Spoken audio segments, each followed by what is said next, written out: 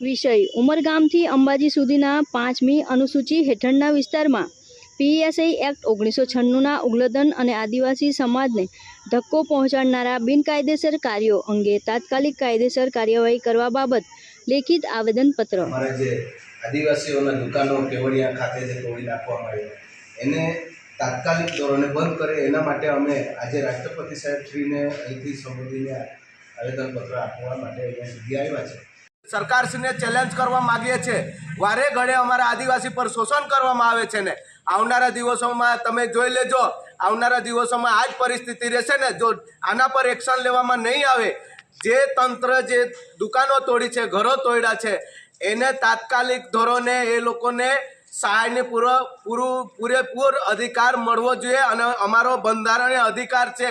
જો અમારો બંધારણ અધિકાર જો છીનવાની કોશિશ કરશે ને તો આવનારા દિવસોમાં એ લોકોને ખૂબ દુઃખ વેઠવી પડશે. જય જોહાર, જય આદિવાસી. આજ રોજ તારીખ 29/5/2025ના રોજ અમે સુબીર મામલતદાર સાહેબશ્રીને આવેદનપત્ર આપવા માટે આવ્યા છે. વિષયમાં કેવડિયા ખાતે જે અમારા આદિવાસી સમાજના જે દુકાનો તોડી નાખવામાં આવ્યા છે, બારથી હર હંમેશા બહારથી એજન્સીઓ આવે છે ને અમારા આદિવાસીઓને નુકસાન કરવા માગે છે.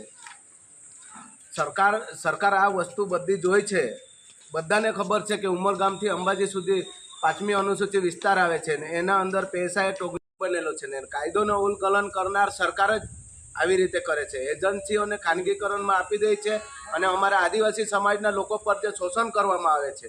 આજે અમે મામલતદાર સાહેબશ્રીને સંબોધી ગુજરાત રાજ્યના રાજ્યપાલ અને ડાંગ જિલ્લાના કલેક્ટર સાહેબશ્રીને ભારત દેશના જે રાષ્ટ્રપતિ મહોદય છે એને અમે આજે લેખિતમાં આજે આવેદનપત્ર મોકલીએ છીએ.